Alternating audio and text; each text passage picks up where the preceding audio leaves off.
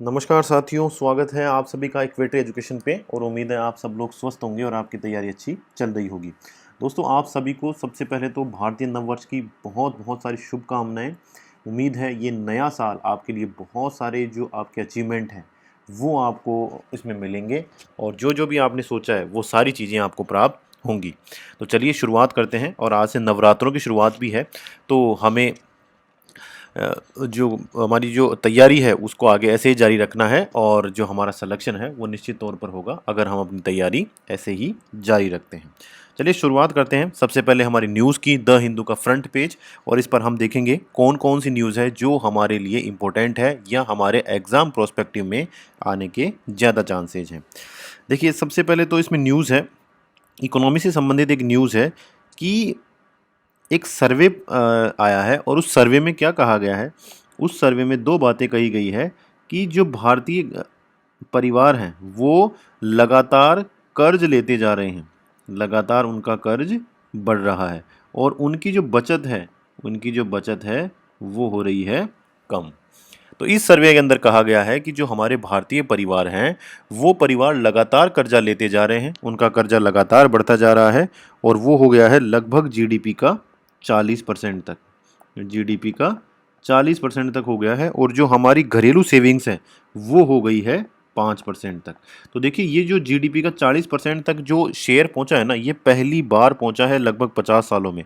तो लगातार कर्जा भारतीय परिवारों के ऊपर बढ़ता जा रहा है। भारतीय परिवार जैसे फैमिली का मकान बनाने के लिए या नया बिजनेस करने के लिए या गाड़ी खरीदने के लिए, इस तरह के लिए कर्ज ले रहे हैं। आपको पता है ना, जैसे क्रेडिट कार्ड आने से है ना बहुत अच्छी सुविधाएं हो गई कर्ज लेने की, तो बहुत ज़्यादा कर्ज ले रहे हैं और अब सेविंग्स नहीं कर रहे हैं भारतीय फैमिलीज। पहले भारतीय परिवार बहुत बचत करते थे, अब नहीं कर रहे हैं। तो देखिए, एक अर्थ में तो ये नेगेटिव भी है, एक एक अर्थ में तो नेगेटिव खबर भी है कि देखो, ज़्यादा कर्जा लेंगे तो उससे क्या होगा कि अगर अर्थव्यवस्था में मंदी आती है तो उससे बहुत ज़्यादा समस्याएं उत्पन्न हो सकती है, उससे बैंकों के ऊपर नकारात्मक असर पड़ेगा। और देखिए, जब भी कोई भी अर्थव्यवस्था हो, अगर वहाँ पर बैंकिंग व्यवस्था के अंदर गड़बड़ हो गई, अगर बैंकिंग व्यवस्था के अंदर वहाँ मंदी आ गई या बैंकिंग व्यवस्था में बहुत सारा एनपीए हो गया, तो फिर पूरी की पूरी अर्थव्यवस्था के डूबने के चांस हो जाते हैं। इसलिए एक चिंता की बात है। दूसरा, सेविंग्स हमारे पास नहीं है तो वो भी एक चिंता की बात है। और इसमें पॉजिटिव मीनिंग भी हो सकता है और वो पॉजिटिव मीनिंग ये है कि देखिए, अगर कर्ज ज़्यादा हो रहा है तो इसका मतलब है निवेश भी ज़्यादा होगा और निवेश ज़्यादा होगा तो इससे फिर रोजगार की संभावनाएं ज़्यादा होगी और जीडीपी भी तेज़ी से वृद्धि करेगी। तो दोनों ही इसके व्यू हैं और दोनों ही व्यू ये तो समय बताएगा कि दोनों में से क्या होगा, लेकिन दोनों ही व्यू सही भी है और ये एक रिपोर्ट के अंदर पब्लिश हुआ है। उसके बाद में देखिए, सुप्रीम कोर्ट ने बहुत इंपॉर्टेंट एक टिप्पणी की है। सुप्रीम कोर्ट ने ये कहा है कि सुप्रीम कोर्ट ये कह रहा है कि राज्य सरकारें जो है ना, उनको लगातार ये मजबूर किया जा रहा है कि वो सुप्रीम कोर्ट में आए सेंटर के अगेंस्ट में। तो सुप्रीम कोर्ट ने ये कहा है कि जो केंद्र सरकार है ना, वो राज्य सरकारों को प्रॉपर सहायता या उनकी मदद नहीं कर रही और इस कारण मजबूरी में जो राज्य हैं वो सुप्रीम कोर्ट के अंदर आ रहे हैं। देखिए, कुछ दिनों पहले हमने देखा था कि केरल सरकार थी, वो सुप्रीम कोर्ट में आई थी। उन्होंने कहा था भाई, केंद्र सरकार ने हमारे ऊपर गलत नियम लगा दिए और उस वजह से हम पैसा उधार नहीं ले पा रहे हैं। उसके बाद में देखिए, कर्नाटक सरकार आई थी यहाँ पर। कर्नाटक सरकार का यह कहना था कि भाई, हमारा जो हक बनता है, हमारा जो सूखा है, जो ड्रॉट हमारे प्रदेश के अंदर पड़ा है और राज्य सरकार ने जो घोषणाएं की है ना पैसे की, वो पैसा हमें नहीं मिल रहा है। इसके अलावा देखिए, पश्चिम बंगाल सरकार की भी लगातार ये कहती आती है कि केंद्र सरकार हमारा पैसा रोक लेता है और हमें पैसा नहीं देता है। इसके अलावा और भी बहुत सारी सरकारें हैं जहां पर जनरली, इनमें से कौन से राज्य हैं जहां पर एक दल की सरकार नहीं है, यानी जैसे केंद्र में बीजेपी की सरकार है और राज्य जहां पर बीजेपी की सरकारें नहीं है ना, वो राज्य लगातार ये आरोप लगा रहे हैं कि हमें हमारे हक का पैसा नहीं दिया जा रहा या हमारे ऊपर ऐसे नियम लगाए जा रहे हैं जिनकी वजह से हम उधार नहीं ले पा रहे, या हमारे राज्यपाल इस तरह के काम कर रहे हैं कि हमारा प्रशासन अच्छी तरह नहीं चल पा रहा। तो लगातार राज्य और केंद्र के बीच में एक प्रतिस्पर्धा बन गई।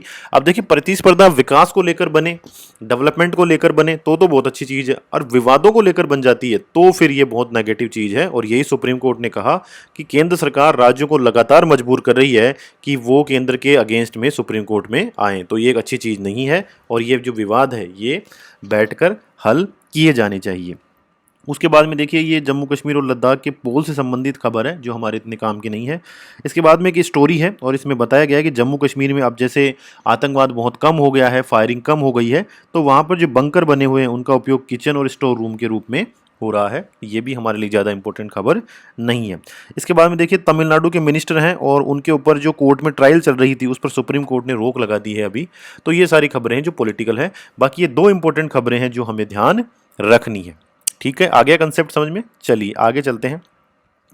इसके बाद में देखिए अभी क्या हुआ था, जो कर्नाटक है, कर्नाटक के अंदर सरकार ने क्या किया, 5वीं 8वीं 9वीं और 11वीं इन चारों क्लासों के अंदर भी बोर्ड के एग्जाम लागू कर दिए। ठीक है, आप सभी को पता है कि 10वीं और 12वीं में तो हमारे पूरे देश में बोर्ड के एग्जाम लगते हैं, लेकिन जो कर्नाटक का स्टेट बोर्ड है उसने क्या कहा कि हम क्लास 5वीं 8वीं 9वीं और 11वीं इन चारों में भी बोर्ड के एग्जाम लेंगे, और उन्होंने बोर्ड के एग्जाम भी ले लिए।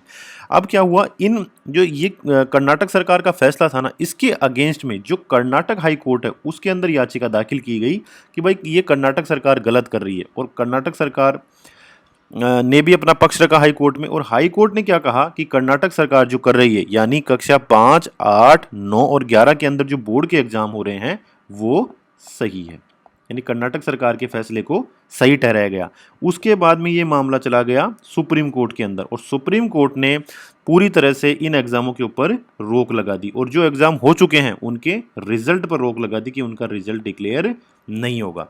सुप्रीम कोर्ट ने देखिए इसमें क्या कहा, सुप्रीम कोर्ट ने क्या कहा, सुप्रीम कोर्ट ने कहा देखिए जो एक्ट है हमारा RTE right to education act जो 2009 के अंदर आया था, उस एक्ट का सेक्शन 2F और उस एक्ट का सेक्शन 16, उसी एक्ट का सेक्शन 30, तो जो RTE एक्ट है राइट टू एजुकेशन जो अधिनियम है 2009 के अंदर जो संसद द्वारा पारित हुआ था, उसके 3 प्रोविजन है 2F, 16 और 30।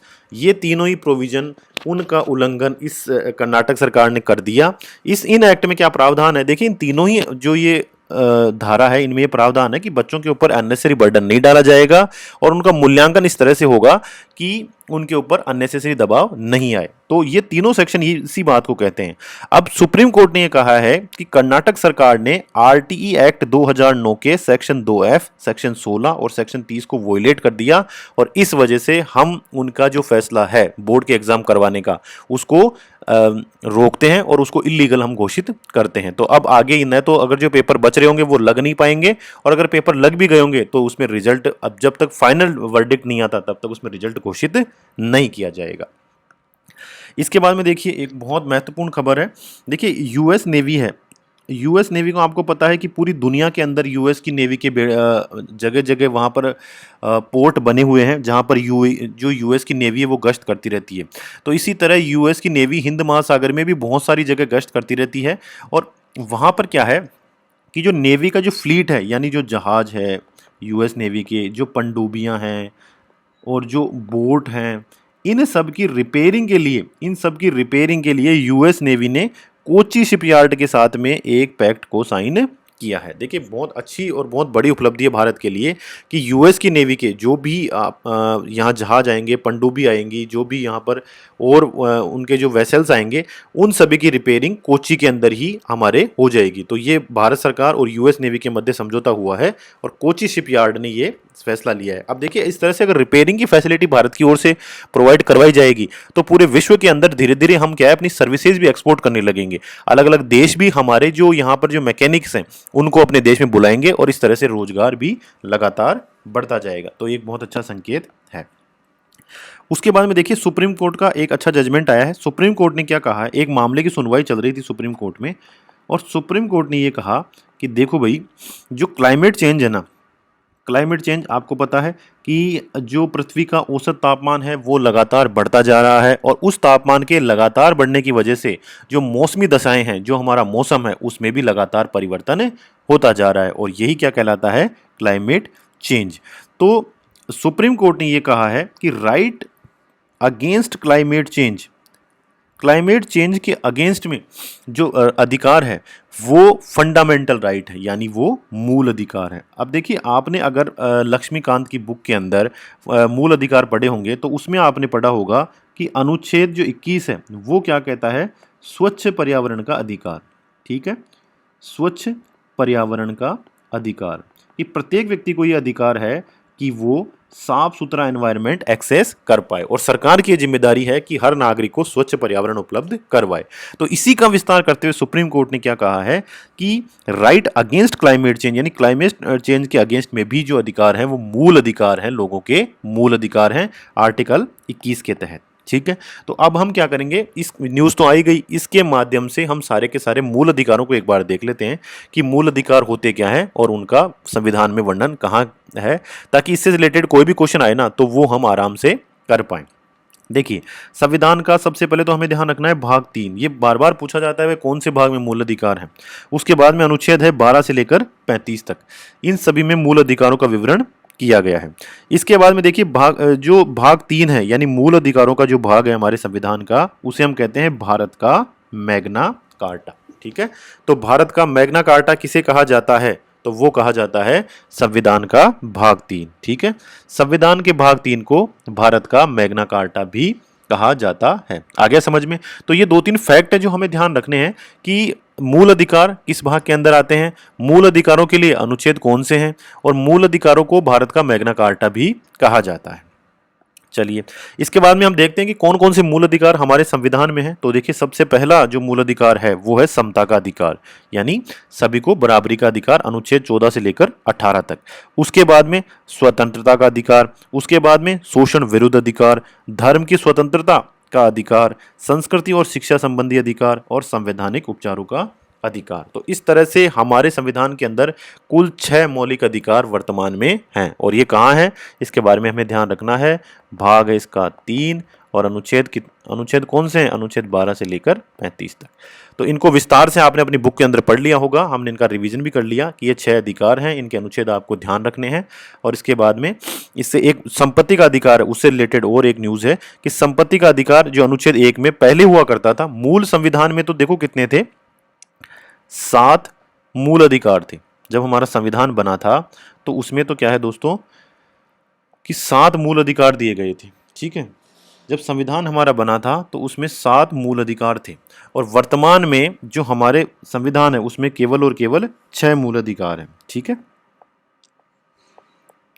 तो एक जो मूल अधिकार था संपत्ति का अधिकार, जो अनुच्छेद 21 में शामिल था, उसको हटा दिया गया है। कब हटाया? 44वें संविधान संशोधन अधिनियम 1978 के द्वारा। तो 44वें संविधान संशोधन अधिनियम 1978 के तहत में जो हमारा 7वां मूल अधिकार था, जो हमें संपत्ति का अधिकार देता था अनुच्छेद 21 के तहत, उसको हटा दिया गया है।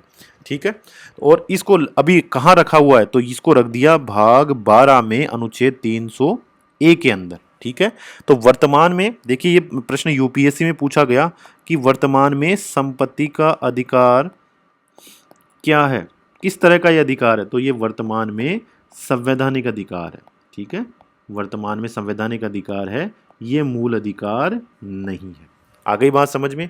1978 से पहले ये भी मूल अधिकार हुआ करता था, लेकिन इसे मूल अधिकारों की लिस्ट में से तो निकाल दिया, यानी भाग 3 है ना, वहां से तो इसको निकाल दिया और भाग 12 के अंदर इसे डाल दिया। तो इस प्रकार से अनुच्छेद 300A के तहत ये अब संवैधानिक अधिकार है, मूल अधिकार नहीं है। अब देखिए, जो एक निकाय है हमारा भारत सरकार का, DGTR, DGTR ने क्या है, एंटी डंपिंग ड्यूटी लगाई है सोडियम साइनाइड पर। ठीक है, सोडियम साइनाइड के ऊपर एंटी डंपिंग ड्यूटी लगाई है DGTR ने। अब हम इसे पूरा पढ़ लेंगे कि एंटी डंपिंग ड्यूटी आखिरकार होती क्या है और DGTR क्या होता है। चलिए, एंटी डंपिंग ड्यूटी क्या होती है? जैसे डंप करने का मतलब क्या होता है, जैसे मान लो कोई भी कंपनी है, जैसे मान लीजिए चाइना की एक कंपनी है, तो वो लैपटॉप बनाती है। अब उसने क्या किया, लैपटॉप बहुत सारे बना लिए, बहुत ज़्यादा लैपटॉप बना लिए, और बहुत सस्ती दरों के ऊपर, बहुत सस्ती रेट के ऊपर वो मतलब बहुत बड़ी मात्रा में लैपटॉप हमारे देश के अंदर भेज रही है। अब इससे क्या होगा, देखिए इससे क्या होगा कि जो हमारे देश में जो लैपटॉप बनाने वाली कंपनियां हैं ना, बेचारी वो तो बंद हो जाएगी, क्योंकि वो एक तो बहुत कम लागत पे आ रहे हैं बाहर से और बहुत ज़्यादा आ रहे हैं बाहर से, तो इसलिए हमारी कंपनियां इसमें प्रतिस्पर्धा नहीं कर पाएगी और फेल हो जाएगी। तो इसे हम कहते हैं डंपिंग। और इसी तरह की डंपिंग को रोकने के लिए, यानी जो सस्ता आयात हमारे देश में भर रहा है, या कोई भी विदेश की कंपनी जो बिल्कुल सस्ती दरों पर या खुद की घरेलू कीमतों पर या उत्पादन की लागत से भी कम कीमतों पर हमारे देश में है ना बहुत सारा सामान भेज रही है ना, तो उसे हम कहते हैं डंपिंग। और इस डंपिंग को रोकने के लिए इस डंपिंग को रोकने के लिए जो इंपोर्ट ड्यूटी लगाई जाती है, इंपोर्ट ड्यूटी लगाई जाती है, वो कहलाती है एंटी डंपिंग ड्यूटी। आ गया समझ में एंटी डंपिंग ड्यूटी क्या है? कि अगर कोई भी कंपनी, जैसे मान लीजिए चाइना की कोई भी लैपटॉप बनाने वाली कंपनी है, वो बहुत कम कीमतों के ऊपर यानी लागत से कम पर ही वो सामान भेज रही है इंडिया में, तो फिर हमारे पास ये अधिकार है कि हम उसके ऊपर एक इंपोर्ट ड्यूटी लगा दें और उसे हम कहते हैं एंटी डंपिंग ड्यूटी। ठीक है, ये कब लगाई जाएगी? जब वो लैपटॉप भेजने वाली कंपनी बहुत सस्ते में लैपटॉप हमारे देश में भेजे, या उसकी जो लागत है, मान लीजिए उसकी लागत तो आ रही है लैपटॉप की 50,000 रुपये, लेकिन वो क्या कर रहा है, वो कंपनी सोचती है कि यार मैं एक बार इसे सस्ता बेच देता हूं ताकि मेरी मोनोपोली हो जाए उस देश में और वहां की कंपनियां खत्म हो जाए, फिर बाद में मैं रेट बढ़ा लूंगा। तो उस कंपनी की लागत तो आ रही है 50,000 की और वो इंडिया में 40,000 में लैपटॉप भेज रही है कि जाओ इंडिया के अंदर इन्हें बेच दो 40,000 रुपये में। तो इस प्रकार की चीज़ों को रोकने के लिए और घरेलू कंपनियों को संरक्षण देने के उद्देश्य से एंटी डंपिंग ड्यूटी लगाई जाती है। ठीक है, इससे क्या होता है, व्यापार पर नेगेटिव इंपैक्ट पड़ता है। इसके बाद में देखिए एंटी डंपिंग ड्यूटी लगाता कौन है, तो वो लगाता है डीजीटीआर, और डीजीटीआर को बोलते हैं director general of trade remedies, यानी व्यापार उपचार महानिदेशालय। अब ये क्या करता है, सभी प्रकार की डंपिंग, काउंटरवेलिंग ड्यूटियां, अन्य व्यापार उपायों को लागू करने के लिए अब सबसे इंपॉर्टेंट ये पूछा जाएगा कि डीजीटीआर जो संस्थान है वो किस मंत्रालय के अधीन है, तो वो है वाणिज्य और उद्योग मंत्रालय। ठीक है, अब आप लोगों के लिए एक सवाल, आप कमेंट में बताइए कि जो विदेशी व्यापार है ना वो किस मंत्रालय के तहत आता है? विदेशी व्यापार को जो नियमित करने के लिए या विदेशी व्यापार का नियमन जो किया जाता है वो किस मंत्रालय के द्वारा किया जाता है? तो ये आप कमेंट में करके बताएंगे, जिसका जवाब मैं कल बताऊंगा। ठीक है, तो हमें समझ में आ गया कि डीजीटीआर एक संस्था है, एक समूह, एक संगठन है जो वाणिज्य और उद्योग मंत्रालय के तहत काम करता है। और ये क्या काम करता है, अगर हमारे आयातों के अंदर या निर्यातों में कोई भी अगर इस तरह की चीज़ें हो रही हैं जो भारत के अर्थव्यवस्था के लिए नकारात्मक है, तो उसका ये उपचार करता है। ठीक है, आ गई समझ में? तो उम्मीद है आज का वीडियो आपके लिए यूजफुल रहा होगा। एक बार फिर से आप सभी को भारतीय नववर्ष की हार्दिक शुभकामनाएं। आप सभी के लिए नया वर्ष बहुत बहुत मंगलकारी हो और आप सभी की जो भी उम्मीदें वो सभी पूरी हो। इसी के साथ थैंक यू वेरी मच।